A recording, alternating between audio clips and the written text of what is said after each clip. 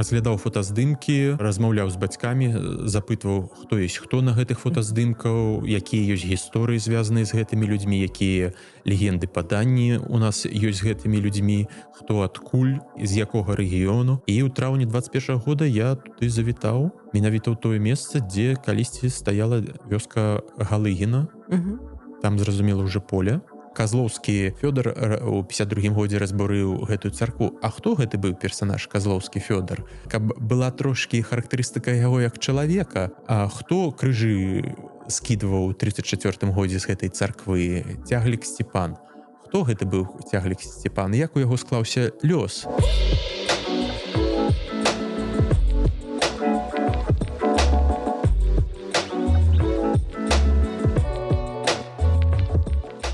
Добрый дзень, шаноўнае гаспадарства. З вами падкаст «Так склалася гістарычна» і я, Дзягіль Ганна. Рада вас вітаць. Сёння мы працягваем такую генеалагічную тэму. Як я казала раней, я планую зрабіць такую нізку выпускаў, прысвечаных даследаванням уласнага роду, даследаванням гісторыі сям'і, генеалогіі. Гэты выпуск створаны пры падтрымцы онлайн-гіпермаркету 21 век бай. Нагадваю, што вы можете скарыстацца промакодам і кодавым словам. Промакод Дзягіль21 дае зніжку ад 3 до 5% на ўсе катэгорыі тавараў каталогу, акрамя так акцыйных, а кодавае слово «Фран-Дзягіль» дае зніжку 50% на дастаўку пры суме замовы ад 500 рублёў. А ў сярэдзіне выпуску будзе сумесная рубрика з онлайн-гіпермаркетам 21 век бай, дзе я раскажу некаторыя цікавосткі з гісторыі Беларусі і не толькі. Сённяшні госць, даследчык уласнага роду, краязнаўца, генеолог, можна так сказаць, Сергей Андрыянаў. Вітаю, Сергей. Вітаю, Ганна. Рада вас вітаць, і я вас запрасіла в якасці прыкладу, скажем так, чалавека без гістарычнай адукацыі, але з досведам гістарычных даследавань фактычна, які захапіўся даследаваннем гісторыі сваёй сям'і. Вы актыўна расказваеце ў соцсетках пра свае даследаванні, і ўжо колькі год вы займаецеся гэтай справай? Сімвалічна, што ў сакавіку спаўняецца роўна 6 год. Як я актыўна працую менавіта ў архівах, менавіта актыўна займаюся гэтай краязнаўчай даследчай працай.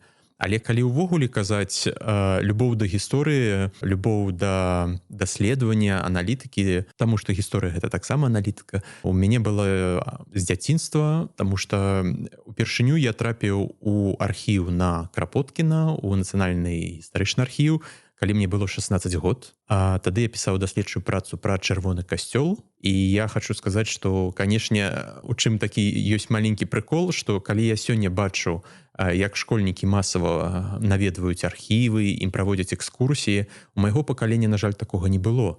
Тады пра чырвоны касцёл была адзіная невялічкая брашура, якую мне падараваў ксёндз Уладыслаў Завальнюк 96-го года за аўтарствам Уладзіміра Дзянісава. І тады я, 16-гадовы хлапчук, ужо паявіўся першы інтэрнэт, шукаў у інтэрнэце праз тэлефонны наведнік «Контакт» Уладзіміра Дзянісава. Іх было, калі не памятаю, каля 15. І я кожнага Уладзіміра Дзянісава абзваніваў, тэлефанаваў і спытаваў, гэта вы гісторык, гэта вы гісторык. І ўвогуле на раз 5 ці 6 я папаў на таго самага Уладзіміра Дзянісава, і ён дапамог мне аказацца у архіве. У 16 гадоў ён мне дапамог знайсці патрэбныя фонды для чырвонага касцёла, і тады я з гэтай працай перамог на раёне, на горадзе, уже на першым курсе інстытута таксама удзельнічаў лаўрэата рэспубліканскага даследчай працы стаў. Але потым, паколькі я паступіў на журфак, светскае жыццё, журналістыка захлыснулі мяне. Але ж, не гледзячы на гэта, калі я працаваў з артыстамі, як светскі хранікёр, безумоўна, сямейныя легенды, паданні, сямейныя сэкрэты заўсёды вызывалі цікавосткі у мяне як у журналіста і у чытачоў.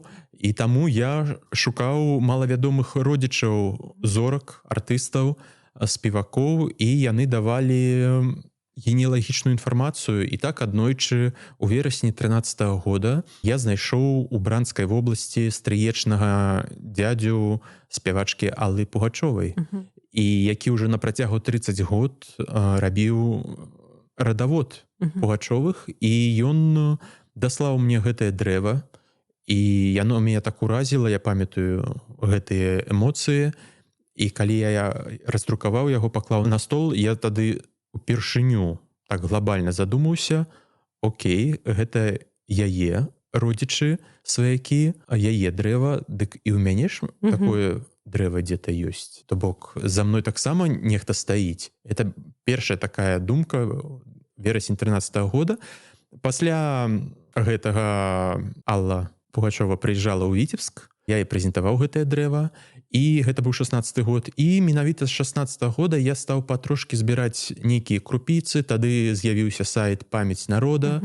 На гэтым сайце знайшоў інфармацыю пра роднага брата бабулі, які загінуў падчас Другой светавой вайны і пахаваны ў Літве, але ніхто не ведаў, дзе ён менавіта пахаваны. Гэты сайт дапамог знайсці нашай сям'і яго магілку непасрэдна, дзе ён пахаваны.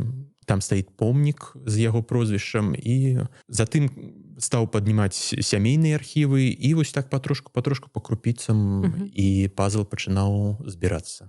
А вось сямейныя архівы гэта што вы знайшлі ў сямейных архівах? Сямейныя архівы гэта, па-першае, я разумеў, што трэба разглядаць фотаздымкі.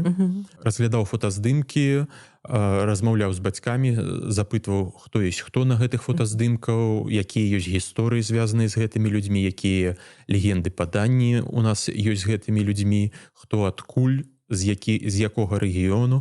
Паколькі моя маці нарадзілася ў вёсцы, і, на жаль, фотаграфічных картак не так шмат захавалася у параўнанні з бацькоўскім радаводам, таму што больш ён з Менску, і больш інфармацыі па яго лініі захавалася з дакументальнай інфармацыі.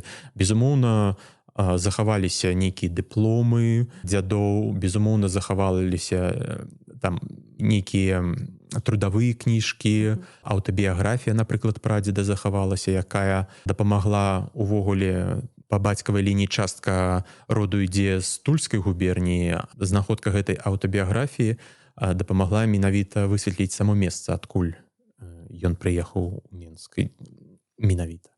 Таму неяк так. То бок, з чаго пачынаць гэта, канешне, з сямейных архіваў, з дакументаў, якіх захоўваюцца ў сям'і, і пагаварыць з родзічамі.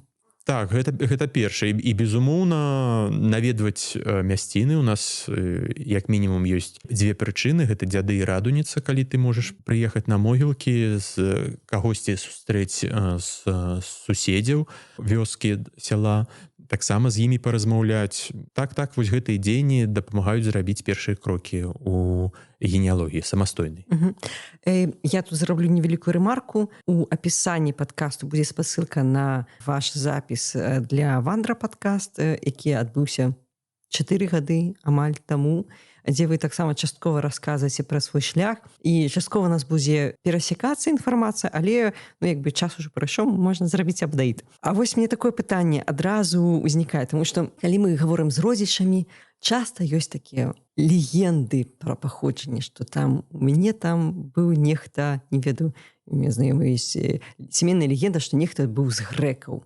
Там ёсць сямейныя легенды, што нехта быў з яўрэяў. Ёсць сямейныя легенды, што нехта быў такім. Ёсць сямейныя легенды, што нехта быў сякім. Вось ці былі у вашым даследаванні такія эпізоды, калі сямейныя нейкія расповеды пацвердзіліся, альбо, наадварот, былі абвергнутыя? Самая галоўная, якая сямейная легенда ў нас была, гэта тое, што майго прадзеда забілі нейкія бандыты. Я нават памятаю, моя бабуля памёрла ў 2003 годзе, але я быў тады малы, і нават яшчэ памятаю расповеды бабулі, як яна расказвала, як яны перажывалі гэты час, як прыходзілі бандыты да хаты, як яны забралі нейкія запісы, таму што прадзед працаваў сакратаром у сельсавеце, і як гэтай бандыты сказалі, што іх чапаць не будуць, ім патрэбен гаспадар хаты, і яны яго застрэлілі на поле. Усё, што я ведаў, з гэтай легенды, і некалькі гадоў я патраціў, каб знайсці ў архівах непасрэдна поўную інфармацыю, што адбывалася ў тыя часы у вёсцы маіх продкаў, вёсцы Лашанцы Крупскага раёна, што ўвогуле адбывалася ў гэтым рэгіёне, Крупскім раёне, і хто яго забіў. То бок я знайшоў цэлую справу, 2 тамы, не пра забойства майго прадзеда, а пра тыя бандыцкія часы, якія тады адбываліся ў савецкай Беларусі. У гэтай справе некалькі лісткоў сведак, якія давалі паказанні пракурору барысаўскай акругі пра забойства майго прадзеда Галенка Івана Сільвестрава. То бок яго сапраўды забілі бандыты. Тады былі складаныя часы, гэта пачатак савецкай улады. 17 год альбо 1923. 22. Гэта 1923-22 гады, і ў Крупскім раёне быў такі Юрка Моніч. У яго была свая банда, яны хадзілі па вёсках, рабілі усяка разнае. І аднойчы на сельскім сходзе мой прадзед Галенка Іван паскардзіўся прыгажонку Івану, хопіць нам сюды вадзіць бандытаў гэтых. І прыгажонак Іван сказаў свайму аднадумцу Монічу Юркі, што тут у нас ёсць адзін Галенка Іван, які скардзіцца і сказаў, што будзе пісаць у міліцыю, што тут у Лашанцах бандыты ходзяць. І праз пару дзён Юрка Моніч на полі застрэліў майго прадзеда. Жах. Тады ўжо было 3 дзяцей, сярод якіх моя бабуля, самая старэйшая, Галенка Надзея. І таксама другі сведка, Лыцін Дзіміт Раманаў, дае таксама паказанні. Ён з вёскі Малай Жаберычы, гэта суседняя вёска ад Лашанцаў, 3 кіламетры праз лес, таму што сын Лыціна Дзіміда, Амос, таксама быў падазраваны як сябра гэтай групіроўкі, і ён пісаў ліст у пракуратуру Барысаўскай акругі у падтрымку свайго сына, быццам ён не ўдзельнік банды Моніча. Але ж я быў сведкам, як Галенка Іван скардзіўся міліцыянтам на Юрку Моніча, міліцыянты яго не паслухалі, а прыгажонак Іван сказаў: да ні з кім я не сябрую, і вось яго застрэлілі, а ў яго засталіся 3 дзяцей, і што рабіць далей. І я вельмі задаволены, што гэтай справы менавіта захаваліся. То бок я магу разумець тыя часы, у якія гэта адбывалася, я магу разумець, з якімі складанасцямі сутыкнуліся мае продкі. Я ведаю, што моя бабуля была малая, яна павінна была ісці толькі ў школу. Гэта падзея адбылася ў траўні 23-го года, але яна не змагла пайсці вучыцца ў сельскую школу, таму што як старэйшая сярод дзяцей дапамагала сваёй маці, маёй прабабулі, трымаць гаспадарку, пакуль моя прабабуля зноўку там праз год выйшла зноўку замуж, і ўжо было трошкі прасцей. Верагодна. Жахлівая гісторыя, але вось такое жыццё, што называецца. Так, гістарычныя абставіны, таму гэта вось галоўная легенда, і я расказаў, як усё адбывалася маці, яе братам, хто менавіта былі тыя бандыты, таму што ўвогуле казалі: забілі бандыты, што за бандыты, хто менавіта забыў, што аднасельчанін дапамог гэтай падзеі адбыцца, і так далей. Так. Але ўвогуле я не магу казаць, што было неяк шмат легендаў. Калі я працую шмат у архівах зараз, дакладна разумею, што вельмі шмат залежыць ад геаграфічнага становішча, непасрэдна дзе жылі продкі. І, напрыклад, там ёсць усходняя, заходняя Беларусь, так, і ва ўсходняй Беларусі адбываліся свае падзеі, у заходняй свае падзеі, у савецкай Расіі свае падзеі. І таму для савецкай Беларусі першыя гады усталявання савецкай улады былі складанымі.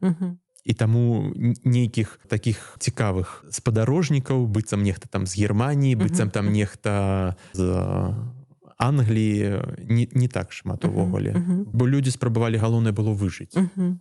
Давайте паговорым пра нейкі, можа быць, этапы вашых даследаванняў. Пачынаем з сямейнай гісторыі. Пасля размову з роднымі, пасля даследавання свайго ўласнага прыватнага архіву сямейнага, які быў ваш далейшы шлях? Куды вы пайшлі далей? Куды прывялі вашыя пошукі? Безумоўна, пасля гэтых працэдур я пайшоў у архіў. У архіў, у нацыянальны гістарычны архіў, пачаў самастойна вывучаць гэтую навуку. Усё ж такі я лічу, што генеалогія гэта таксама як навука, частка гісторыі, гістарыяграфіі. Працаваць з метрычнымі кнігамі, з рэвійскімі сказкамі, працаваць з іншымі судовымі справамі, цікавіцца. Але ж я хочу сказаць, што, напрыклад, па Крупскаму раёну, бо гэта была частка Магілёўскай губерніі, не так шмат захавалася матэрыялу. Усяго 14 метрычных кніг, 1 рэвійская казка, 1 усесаюзны перапіс. Я маю на ўвазе як класічны класічныя стандартныя крыніцы для пошуку генеалагічных. І так здарылася, мне заўсёды было цікава пабываць на радзіме майго прадзеда, на радзіме продкаў Андрыянавых у Тульскай вобласці. І ў траўні 21 года я туды завітаў, менавіта ў тое месца, дзе калісьці стаяла вёска Галыгіна. Там, зразумела, ўжо поле. І ў гэтым полі стаіць царква канца 18 стагоддзя. Нехта я даглядае, бачна, прыязджае. І тады ўпершыню я зразумеў менавіта там, што вось тут было жыццё, тут былі вяселлі, тут былі нараджэнні, тут былі пахаванні, тут былі нейкія эмоцыі, сваркі, паўнавартаснае жыццё людзей, а сёння здесь проста поле. Проста поле, якое нічога не нагадвае, што здесь было нейкае менавіта тое самае жыццё. І я стаяў і разважаў пра сябе, але ж тут я як госць. Але ж у Беларусі ёсць вёска, у якой я быў у дзяцінстве, адкуль мая маці. І гэтая вёска яшчэ жывая, там ёсць людзі, там ёсць сведкі, ёсць суседнія вёскі, там нешта родное. І я зразумеў, што я хачу з улікам таго, што я даследаваў, напрыклад, увесь матэрыял па матчнай лініі, я яго за год хуценька даследаваў, калі так няшмат захавалася матэрыялу. І я зразумеў, што трэба капаць болей, трэба шукаць болей наконт менавіта гісторыі вёскі. Трэба захаваць памяць пра вёску, бо кожнае новае такое падобнае поле, як я называю, гэта чарговая белая пляма ў гісторыі беларускага краю. Таму што кожнае паселішча, кожнае сяло, яно мае сваю уласную гісторыю. І гэтая гісторыя ёсць пазлам гісторыі Беларусі, вялікай гісторыі. І мне менавіта я хачу, каб гэтая гісторыя захавалася, чтобы гэтая вёска не стала гэтай белай плямай у гісторыі Беларусі. І зараз гэты працэс ускладняецца, таму што напісаць, вывучыць, даследаваць радавод — гэта адна справа. Вывучыць і напісаць кнігу па гісторыі вёскі — гэта справа з зорачкай. І таму ты пачынаеш працаваць у большай колькасці архівах. То бок гэта архівы, там, напрыклад, Літвы, Польшы, Украіны, Расіі. І гэта маштаб іншы, і я магу сказаць, што я бы ніколі гэтага не падумаў. Адзін з раздзелаў у гэтай кнізе будзе прысвечаны шляхцічам. Для чаго я гэта раблю? Каб зразумець, якое асяроддзе было ў людзей, хто былі тыя самыя, як гэта проста сказаць, граматныя людзі, якія маглі хоць некую адукацыю, асвету даваць тым сялянам, малаадукаваным, хто гэтыя шляхцічы. І вось, нічога не падазраючы, я знаходжу асабістую справу на шляхціча Юлія Лось-Рашкоўскага, гэта ўласнік маёнтка Шчаўры, якому належала вёска Лашанцы. Знаходжу яго ўласную справу ў архіве ў Вільні. Я проста еду з разуменнем, што мне гэтая справа спатрэбіцца, але гэтая справа была прысвечана яго арышту як сённяшнім словам скажем, як спонсору паўстанцаў 63-го года. Я лістаю, знаёмлюся, нешта фатаграфую, нешта выпісваю, каб хуценька потым працаваць з дакументамі пасля. І бачу паказанні свайго тройчы пра у падтрымку гэтага шляхціча, што той не карміў паўстанцаў, што той не даваў ім коней, што той не даваў ім зброі, і што гэта робіць мой тройчы прадзед Халімон Тимофеев Галенка. Гэта было безумоўна файна. Неверагодна. Так, і ведаеце, што самае кранальнае, што вёска ў савецкі час па перапісу 26-го года складалася з 62 двароў. І ў гэты час асноўная частка, 70% гэтай вёскі, 45 двароў, былі жабракамі. Гэта была вельмі малаграматная вёска. І пра гэта асобна казалі святары, пра гэта асобна казалі шляхцічы, затым настаўнікі за савецкім часам. І для маёй маці, гэтыя факты, якія я расказваю, як яны набывалі зямлю у шляхцічаў, як ён даваў паказанні, і маці заўсёды спытвае, яны былі граматныя? Я ёй кажу, так, яны былі граматныя, і гэта такія кранальныя заўсёды моманты, таму што маці заўсёды трошкі саромілася, што яна з вёскі, што яна не мае вышэйшай адукацыі, і тым больш яна разумела, што яе продкі таксама былі малаграматныя, і ёй вельмі таксама натхняльна атрымліваць гэтую інфармацыю, што ўсё ж такі яны прымалі нейкі удзел у грамадскім жыцці гэтага маёнтка і тых мясцін. Гэты выпуск створаны пры падтрымцы онлайн-гіпермаркета 21 век бай. І ў гэтым годзе у маі месяцы будзе 80 год, як адкрыўся мінскі трактарны завод. Ён быў створаны не на пустым месцы. Яшчэ да вайны на гэтым месцы планавалі адкрыць авіяремонтны завод. У час Другой сусветнай вайны у гэтых ангарах недабудаваных немцы рамантавалі самалёты, але пасля Другой сусветнай вайны, пасля Вялікай Айчыннай вайны ўсё ж такі было прынята рашэнне на гэтым месцы пабудаваць не ваенную прамысловасць, хаця такі накірунак і быў у мінскага трактарнага завода, а менавіта трактарны завод. Быў ён адкрыты ў 46 годзе, але першы серыйны трактар, першая серыйная мадэль была выпушчана толькі ў 1953 годзе. І гэта, канечне, было важна, таму што ў гэты час пасля вайны было суперважна развіццё сельскай гаспадаркі, тэхнічныя сродкі прамысловасці і гэтак далей. Але сапраўды такой масавай серыйнай мадэллю была мадэль трактара МТЗ-80 і МТЗ-82. Чаму я ўзгадала, уласна кажучы, пра гэтую мадэль? Таму што такая мадэль трактара была і ў маёй сям'і. Сёння мы гаворым пра сямейную гісторыю. І ў маёй сям'і была такая мадэль трактара. І мой бацька вельмі шмат на ім працаваў. І нават я ў школе атрымлівала правы кіроўцы трактара менавіта на мадэлі МТЗ-82, здаецца. А цяпер ужо мадэль нашмат іншая і больш камфартабельная, таму што першая мадэлі трактара, напрыклад, таму што першыя мадэлі трактара былі нават без кабіны, вельмі ўсё было сурова. Цяпер ужо і з кабінай, і больш усё прыгожа. І цяпер вось у мяне расце сын, і ён таксама выказвае цікаўнасць да цацачных трактароў розных мадэляў. І цяпер можна нават займець цацачную мадэль трактара МТЗ, трактара вытворчасці МТЗ «Беларус» у выкананні фабрыкі Палесе. Дзе можна купіць гэтыя цацкі, дзіцячыя цацкі рознага плану? Канешне, у онлайн-гіпермаркеце 21 век бай. Спасылкі ў апісанні. Калі ласка, карыстайцеся кодавым словам, калі ласка, карыстайцеся промакодам на зніжкі і радуйце сябе альбо сваіх дзяцей, альбо і тых, і другіх. Такім чынам, можна сказаць, што вы ў сваім шляху даследаванню перакваліфікаваліся з даследавання свайго роду да даследавання сваёй роднай мясцовасці. Сталі такім паўнавартасным краязнаўцам. Якую, як бы так сказаць, што цяпер вось на сённяшні момант, на момант вашых сённяшні дзень вы ведаеце вось пра вашу вёску? Мне перыядычна здаецца, што я ўжо ўсё ведаю пра гэтую вёску, але калі я кожны раз працую ў архівах, я знаходжу нешта новае. І то бок мне здаецца, што я ўжо ведаю ўсё пра вёску, але насамрэч я хачу, чтобы гэтая кніга была паўнавартаснай. Таму я вывучаю адразу гэтую вёску з некалькіх старон, пунктаў гледжання.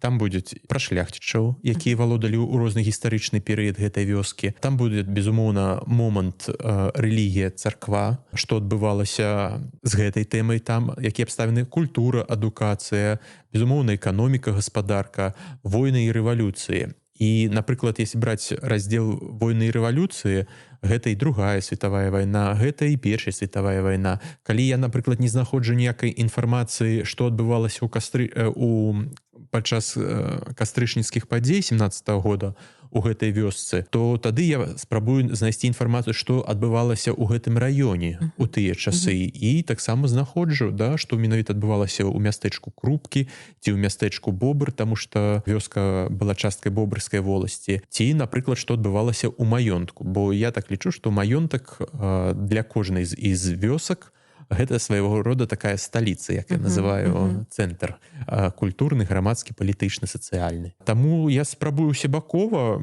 даследаваць вёску, каб максімальна зразумець, што там адбывалася. Напрыклад, калі я даследую царкву, гэта не проста там знайсці фотаздымак царквы, хаця насамрэч гэта самая вялікая складанасць. Самая вялікая складанасць, ні ў кога не захавалася, ні з жыхароў, ні з гэтай вёскі, ні суседніх вёсак. Фотаздымак гэтай царквы яе канчаткова разбурылі ў 47 годзе, потым з яе яшчэ была невялічкая каплічка, і ў 52 годзе яе разбурылі, але я спрабую знайсці імёны тых людзей, хто гэта зрабіў.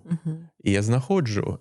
тады я спрабую не просто, напрыклад, там Казлоўскі Фёдар у 52-м годзе разбурыў гэтую царкву, а хто гэты быў персанаж Казлоўскі Фёдар, каб была трошкі характарыстыка яго як чалавека, хто крыжы скідваў у 34-м годзе з гэтай царквы, Цяглік Сцепан. Хто гэта быў Цяглік Сцепан, як у яго склаўся лёс.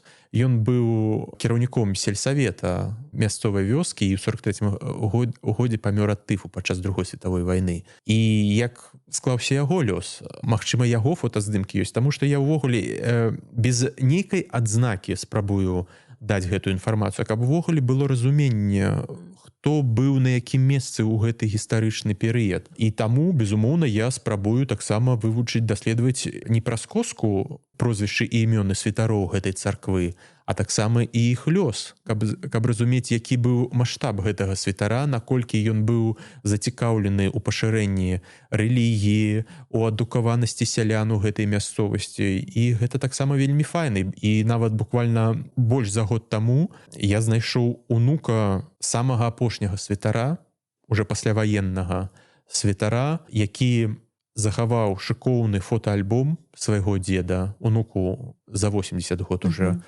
І самае галоўнае, што ён захаваў мемуары свайго дзеда. І ён са мной гэтым падзяліўся. І гэта вельмі эксклюзіўная інфармацыя. То бок, адну справа ты нешта знаходзіш у архівах, а то бок тут, як гэта жывыя словы, што адбывалася ў розныя часы з гэтай царквой, з лёсам гэтага святара. І для мяне гэта таксама важна і цікава для разумення таго, што адбывалася. Такое пытанне. Архівы, гэта больш-менш зразумела. Хаця там зразумела, што там ёсць розныя дакументы, і судовыя справы могуць быць, і перапісы, і генеалагічныя, не генеалагічныя. А вось, калі мы гаворым пра, скажем так, прыватныя архівы, якія былі вашыя самыя незвычайныя знаходкі, і якім чынам вас прывялі куды гэтыя знаходкі, так, экспедыцыйнага маштабу? Скажу так, што недзе 2 гады таму я зразумеў, што архівы гэта добра, але ёсць жа яшчэ жывыя людзі. І яны маглі быць сведкамі таксама пэўных падзей, і трэба паспець іх застаць.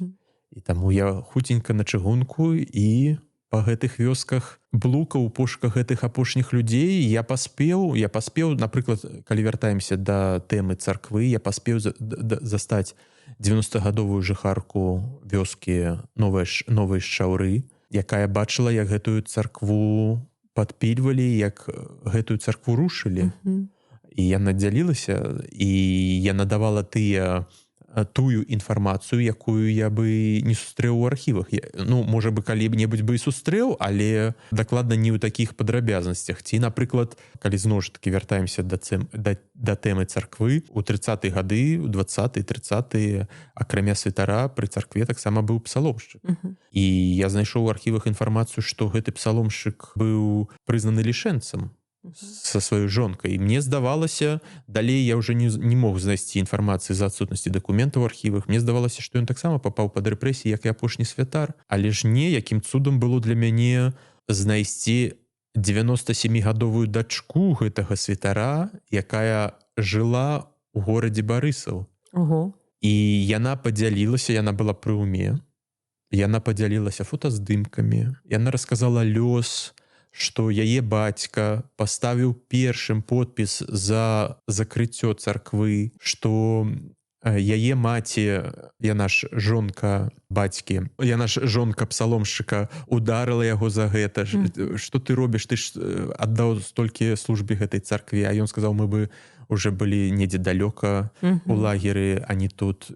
І ён памёр у 40-м годзе, у яе захаваліся фотаздымкі з пахарон, іншая інфармацыя, фотаздымак з першай сусветнай вайны гэтага псаломшчыка. І праз тыдзень пасля нашай сустрэчы яна памерла. І я быў такі шчаслівы, што я паспеў застаць гэтую інфармацыю, што я паспеў застаць гэтую жыхарку. Таксама я спрабую дазнацца у старэйшых жыхароў пра сваіх продкаў. Маі продкі былі звычайныя сяляне, і не так шмат інфармацыі ў архівах пра іх ёсць, таму што яны працавалі, былі працавітымі людзьмі, але нейкую іх характарыстыку як людзей спрабую застаць таксама ў гэтых суседзяў з вёскі Лашанцы, з суседніх вёсак, хто што памятае, пераглядаць фотоальбомы, таму што так бывае, што нехта ажаніўся і пераехаў у іншую вёску, і ў них можа быць інфармацыя, фотаздымкі пра вёску Лашанцы. Але ж бывае так, што гэта наконт вёскі. Але ж бывае так, што калі ў сям'е кажуць, што дзе нарадзілася прабабка, а недзе пад Фаніпалем, а недзе пад Фаніпалем. Якое ў яе прозвішча было? Ліпай. Ага, Ліпай. Ну і што ты прыгаеш у электрычку, едзеш у Фаніпаль і спытваеш у людзей, хто тут Ліпай. Ці ёсць тут якія-то ліпаі. І так, і я знайшоў сваіх родзічаў, далёкіх сваякоў, у якіх захаваўся нават фотаздымак пра прадзедаў Ліпая Паўла Фёдоравай і яго жонкі, то бок гэта маёй прабабулі Ліпая Надзеі Паўлавы, родныя бацькі. І я проста спытваў, хадзіў там колькі таго Фаніпаля, ці хто ведае тут ліпаі ёсць ці няма. Бо ты разумееш, калі ёсць, гэта значыць твае. І ты так шукаеш. Таксама бываеш, пішаш у соцсетках. Правда, я хочу сказаць, што за апошні год трошки складана стала размаўляць з людзьмі, праз тыя ж аднакласнікі ці ВКонтакте. Шмат махляроў з'явілася, і зараз трэба вельмі шмат пісаць уступаючых водных слоў, каб людзі разумелі, што гэта не махляр, ты не махляр, ты чалавек, які займаешься генеалогіяй, архіўнай справай, з добрым пабуджэннямі да іх. І я хочу сказаць, што калі вяртаемся зноў-такі да гэтай шаўроўскай царквы, апошні святар, як я сказаў, ён быў рэпрэсаваны, Шкленскі Даніл Ільіч, і ў яго былі 3 сыны і дачка, і я 3 гады шукаў патомкаў іх. І паўгады таму я знайшоў, яны жывуць у Лошыцы. Нічога сабе. У Лошыцы жыве праўнук гэтага святара і прапраўнук гэтага святара. І паколькі я цалкам даследаваў род гэтага святара, я даследаваў лёс яго сыноў, бо гэта вельмі сімвалічна, што гэта самы апошні святар з даваеннага перыяда, Шкленскі Даніл Ільіч. І я ім гэтую інфармацыю даў, нешта яны мне сказалі. Яны не ведалі, што ў іх ёсць святар, і ў іх генеалагічным дрэве, і таму гэта таксама такія цікавыя камунікацыі адбываюцца, то бок ты разумееш, што вашы продкі некалі перасякаліся, а сёння вы як патомкі перасякаецеся. Слухайце, а вось як людзі ўспрымаюць, калі вось вы да іх прыходзіце з пытаннямі, альбо калі вы даеце ім нейкую інфармацыю, як людзі ўспрымаюць вось гэтае даследаванне? Таму што вось, напэўна, у сучасным свеце, калі да мяне падыдзе чалавек на вуліцы і будзе запытвацца прозвішча некае, што? Ты хто? Я нічога... гэта очень подозрительно. І, натуральна, у соцсетках таксама, калі будзеш пісаць, так трэба будзе павывучаць, хто табе піша, тому што сапраўды невядома, хто нейкі піша чалавек, нешта ад цябе хоча. Як вось гэтая камунікацыя будуецца? Я магу яшчэ расказаць такі цікавы прыклад, які адбыўся трошки больш за год таму. Мы ведалі, што ў нашай прабабулі, у маёй прабабулі, яна памерла ў 96-м годзе, Андрэянова Ксенія Мікалаева, дзівочае прозвішча Бальшакова, што ў яе жыла племянніца ў Маладзечна. І прабабулю пахавалі, але і неяк сувязь з гэтай племянніцай згубілася. І зноў-такі, перабіраючы сямейны архіў, звяртаеш увагі на нейкія дэталі, і там мне адзін фотаздымак трапіў, на якім падпісана Серафіма Мікалаеўна з іншым прозвішчам, незнаёмым. Я спытаў у бацькі, у маці, хто гэта. Ніхто да канца так дакладна мне не сказаў, хто гэта, і я па гэтаму прозвішчу пачаў шукаць у аднакласніках у Маладзечна. І я знайшоў гэтую 85-гадовую племянніцу. Неверагодна. Я знайшоў гэтую племянніцу, яна не паверыла, што она актыўны удзельнік соцсеткі, але самае цікавае, што з унучкай гэтай племянніцы мы сябруем уже 5 гадоў, і мы гэтага не ведалі. Неверагодна. Мы гэтага не ведалі. І яна ў шоку была, я быў у шоку. І то бок вось такія адбываюцца падзеі, і самае цікавае, што мяне гэтая унучка вельмі падзяквала мяне за гэта, таму што яна казала, што бабуля ей ніколі не хацела расказваць інфармацыю пра іх род, адкуда яны, хто яны. А тут, калі мы зноў сустрэліся, можна так сказаць, то яна і фотаздымкі мне ўсе дала, і інфармацыю ўсё расказала гэтай племянніца 85гадовая. І я вельмі шчаслівы, яна шмат расказала пра маю прабабулю, пра майго прадзеда Андрыянова Лаўрэнція. Даволі я хачу, калі вяртацца да тэмы архіваў, трошкі я вярнуся. Што самая адна з яскравых находак у архівах, гэта была, як я даведаўся, як узнікла маё прозвішча. Маё прозвішча Андрыянаў. І атрымліваецца, мой прадзед, ён быў камуністам. І я таксама, ведаеце, з вывучэннем радавода адпалі сразу нейкія адзнакі. Ты бываеш там, можаш выставіць нейкаму адзнаку, хто такі, хто сякі, а тут адпалі. Так склалася, што мой прадзед быў камуністам, але ён стаў чаму так? Таму што яго дзед Андрыянаў Феафан па хроснаму бацьку Сымонавіч быў незаконна народжаны у Курскай губерніі, сяло Шмарнае. Гэты Андрыянаў Феафан быў незаконна народжаны разам са сваёй старэйшай сястрой Аленай у Курскай губерніі у дваравой дзевіцы Куравай Глікерыі Міхайлаўны. Затым яна ўжо, гэтая Глікерыя Міхайлаўна, была давой, і затым гэту Алену і гэту і Феафана майго памешчыкі перакідваюць у Тульскую губернію, адрываюць ад маці. Там Алена выходзіць замуж за Герасіма Адрыянова з імя па бацьку.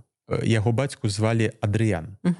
І яны становяцца хроснымі бацькамі для ўсіх дзяцей Феафана. Алена і Герасім Адрыянаў. Яны не былі запісаны пад прозвішчам у метрычных кнігах, а калі першыя пашлі запісы ў 1880 годзе, яны сталі запісвацца Андрыянавы. І я мяркую, што прозвішча ўзнікла ад імя па бацьку, як гэта сказаць, імя па бацьку мужа Алены. Так. І атрымліваецца, у Феафана нарадзіўся сын Дмітрый. Дмітрый удзельнічаў у рэвалюцыі 1905 года. На 2 гады быў пасаджаны ў царскую турму. І у гэтага Дмітрыя нарадзіўся мой прадзед Лаўрэнцій. І першае, што зрабіў Лаўрэнцій, калі вярнуўся з арміі і грамадзянскай вайны, ён пачаў будаваць школу, каменную школу у вёсцы. І то бок я разумею, чаму ён выбраў гэты камуністычны шлях. Я так разумею, што яны вельмі пакутавалі падчас царскіх часоў. То бок турма бацькі, незаконна народжаны статус. Так, і гэта ўсё было цяжка. І таксама вось такая была цікавая находка, як з Куравых сталі Андрыянавымі. Вельмі цікава. Ну так, канешне, калі даследуеш гісторыю, шмат якія матывы могуць быць больш зразумелыя. Так, і больш зразумелы, калі, напрыклад, казаць пра шляхцічаў, яны мне ўжо таксама сталі як роднымі, таму што я разумею, яны 130 год валодалі маёнткам Шаўры, да якога належалі Лашанцы вёска. І мне цікава, што далей адбывалася. Безумоўна, я б хацеў знайсці патомкаў гэтага роду, але мне здаецца, гэты род скончыўся. Скончыўся, я знайшоў унукаў апошняга ўладальніка маёнтка Шаўры, вёскі Лашанцы, Юлія Лось-Рашкоўскага, унукі Судаміры, Сафія і Канстантін, але, як я на сёння разумею, у іх не было дзяцей, але ж, што мяне вельмі уразіла, як яны змаглі пазбегнуць рэпрэсій і змаглі застацца жыць у Савецкім Саюзе. І ўнук Судамір Александр Канстантіну зрабіў выдатную медыцынскую кар'еру у Савецкім Саюзе. Ён стаў доктарам медыцынскіх навук. Я знайшоў тыя дакументы, калі ён паступаў на медыцынскі факультэт. У натарыуса яны ў метрычным запісе, у копіі метрычнага запіса прыбралі слова «народжаны у дваранкі». Марыя Лось-Рашкоўская, яны прыбралі слова «дваранкі». І гэта дапамагло. Але ж ён рана памёр у 56 гадоў. Я магу разумець, у якім ён стрэсе жыў. І гэта таксама, напэўна, як я разумею з гістарычных дакументаў, у Лось-Рашкоўскіх былі добрыя адносіны з сялянамі, са сваімі сялянамі. Не так шмат і пабегаў было насамрэч, і Вінцент Дунін Марцінкевіч прыязджаў да іх і пісаў свае шаўроўскія дажынкі пра гэтыя мясціны і рабіў перапіс, рэвізскія казкі. То бок я магу разумець, што мае продкі бачылі Вінцента Дуніна Марцінкевіча, таму што яго рукой напісана, што ён праводзіў рэвізію сялян. Рабілі нешта для беларушчыны, рабілі для культуры, і гэта ж зноў жа такі важна разумець. Мне здавалася, слухайце, вёска, як усе вёскі, чаму такія іх называлі там дзікімі людзьмі, малаграмотнымі, але адбыліся падзеі 1863 года, паўстання шляхціча Юлія Лось-Рашкоўскага, быў у Пермскую губернію саслан, і пасля высокія крэдыты, высокі працэнт падатка, і ён быў вымушаны з'ехаць, ці яго прымусілі з'ехаць з гэтага маёнтка, і то бок сяляне жылі там самі па сабе. Юлій Лось-Рашкоўскі са сваёй сям'ёй спрабаваў уладкавацца неяк у іншым месцы, у Санкт-Петербургу, Смаленску, у Магілёве, у іншых месцах уже як з такім палітычным акрасам, таксама ім былі свае цяжкасці, скажам так. І то бок гэтымі сялянамі ўжо там ніхто не займаўся, яны належалі самі сабе. Святары таксама пасля падзей паўстання 1863 года там надоўга не затрымліваліся, 2-3 гады і паехалі, 2-3 гады і паехалі. А калі так часта рэгулярна мяняліся святары у сялянскіх вёсках, гэта кажа аб тым, што гэта быў бедны храм, бедная мясцовасць, бедны прыход, ім было там нецікава заставацца, яны не бачылі. То бок, вось вам адказы, калі ты у комплексе бачыш усю сітуацыю на вёску, на з'яву. Ці, напрыклад, калі адчынілі ў суседняй вёсцы школу за савецкім часам, і ўсяго з лашанцаў, калі там 62 двары, за кіламетр у суседняй вёсцы, за кіламетр знаходзілася школа, хадзіла ўсяго 6 вучняў. І дырэктар пісаў у раён, што рабіце з гэтымі лашанцамі што-небудзь, таму што там мы, наадварот, не знішчаем безграмотнасць, а наоборот, дадаем безграмотнасці. І толькі ў 1929 годзе там адкрылі 4-гадовы лікпункт. І, безумоўна, калі вяртаючыся зноў, мы сёння так прыгаем, інфармацыі насамрэч вельмі шмат, ее вельмі цікавай. Таксама мне вельмі важна, я бачу, што стаяць помнікі у розных мястэчках, вёсках, калі едзеш па Беларусі. Я бачу, хто загінуў падчас Другой светавой вайны, хто быў у нямецкім плену. Я шчаслівы, што мне пашчасціла дазнацца 30 прозвішчаў жыхароў лашанцаў, якія былі вывезены насільна ў Германію. Таксама там перыяд Другой светавой вайны вывучаў партызанскія справы, таму што Крупскі раён, Крупшчына, гэта была партызаншчына, лясная тэрыторыя, то адбывалася там падчас Другой светавой вайны. Гэта вельмі цікава, аб'ёмна атрымліваецца. Я так разумею, што вы мне пісалі, што к 29 году вы плануеце выдаць даследаванне. Так, канчатковае даследаванне, кнігу планую 29 годзе, таму што я знайшоў першы запіс узгаду вёскі лашанцы 1759-1760 годы, і гэта будзе такі маленькі юбілей. Больш за тое, мне здаецца, я нават знайшоў першых жыхароў лашанцаў. Так, я знайшоў запіс у аршанскіх земскіх судах 18 стагоддзя, як Ждановічы, крукоўскія Ждановічы, малашляхетны род, набываў гэтай вёскі ў Сапегі, у канцлера Сапегі, таму што спачатку маёнтак Шаўры належаў сям'і Сапегаў, Гербуліс, і вось яны набывалі, а потым, калі ўжо прыйшлі Лось-Рашкоўскія і набывалі таксама ў Сапегі, між сабой судзіліся, змагаліся, вырашалі пытанне, чыі гэта землі, менавіта лашанцы. Крукоўскія Ждановічы кажуць, што мы ўжо набылі ў Сапегі, а Лось-Рашкоўскія кажуць, дык мы ж увогуле набываем увесь маёнтак Шаўры, ён таксама наш. І самае цікавае, што гэтыя патомкі гэтых Ждановічаў, хутчэй за ўсё, генеалагічна гэта пака не мае магчымасці выстраіць, гэта непасрэдна была тая дачка, бабуля псаломшчыка і яе далейшыя дзеці, унукі, таму што яны Ждановічы працягваюць сёння жыць у гэтых, Ждановічы сёння працягваюць жыць у гэтых мясцінах. І далей, буквально месяц таму, я знайшоў у архівах Санкт-Петербургу, так склалася, зноў ж такі, што вельмі шмат інфармацыі ў архівах Масквы, Санкт-Петербургу па гэтых мясцін. Так склалася. І я знайшоў інфармацыю, што Ждановіч Наум Петрович з вёскі Шаўры быў удзельнікам руска-японскай вайне. Я знайшоў яго фотаздымак з тых часоў у гэтым архіве, інфармацыю, як яго японцы ўзялі ў плен. І таксама, вось, казалось бы, як асвятляць руска-японскую вайну, яна ж, напэўна, не адбывалася на гэтых тэрыторыях, у Крупскім раёне, але вось знайшоў, і ў кнізе будзе паказаны такі эпізод праз лёс Ждановіча Наума Петровича, продка дачкі псаломшчыка. Неверагодна. Яшчэ такое пытанне: а ці камунікуеце вы нейкім чынам з сучаснымі жыхарамі і з людзьмі, якія паходзяць з гэтай вёскі? Ці ёсць нейкае такое, ну, можна сказаць, кам'юніці, ці даследуеце вы, хто куды з'ехаў? Можа быць, усе в Беларусі жывуць, альбо нехта ўжо паехаў далёка? Ці ёсць нейкая такая суполка? Я хочу сказаць, што такой суполкі няма, але я камунікую, нас уже 5-7 чалавек з патомкамі гэтай вёскі. Гэта маі равеснікі, я ім паказваю інфармацыю, якую я знайшоў. Безумоўна, я знаходжу інфармацыю пра іх продкаў, бо гэта ўсё адна вёска, але за апошні месяц я магу сказаць, што мяне цікавіць межы не адной вёскі, а межы маёнтка. Таму што сяляне маглі ж спакойна ў межах аднаго маёнтка перасоўвацца.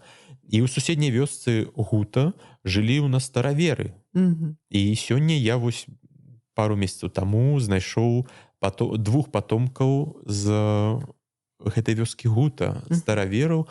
У іх таксама ёсць якая інфармацыя, яны мне дзеляцца з гэтай інфармацыяй, але самае складанае гэта таму, што амаль ва ўсіх адсутнічаюць нейкія графічныя матэрыялы, маю на ўвазе фотаздымкі.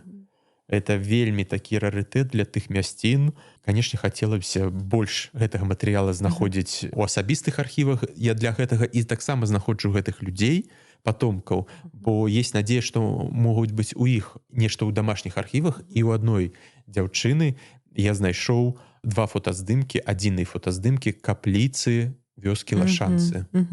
Царквы не захавала, ну, не знойдзены, прынамсі, пакуль, а вось капліца ёсць. Так. Неверагодна. Натхняе.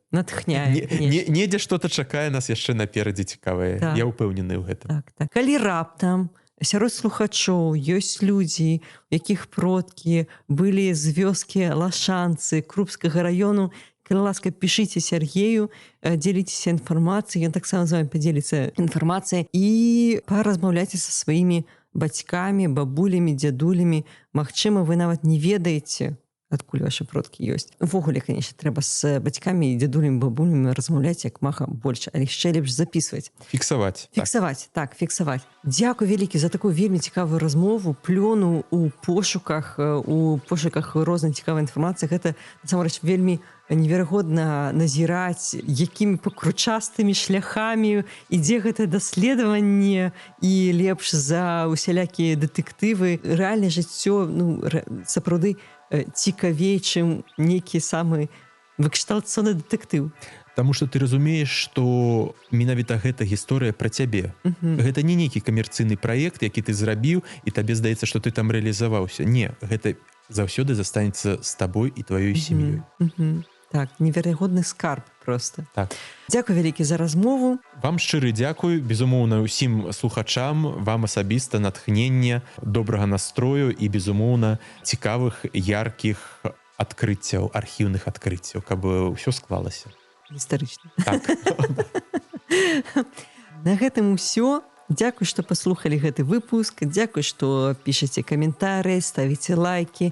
Шчыры дзякуй усім падпісчыкам на платформе Patreon і Buy Me Coffee. Шчыры дзякуй усім падпісчыкам у сацыяльных сетках. Памятайма, што кожны лайк і камент распаўсюджвае контент. Дзяліцеся гэтым і іншымі выпускамі з сябрамі, знаёмымі, незнаёмымі. І да новых сустрэч. Пакуль.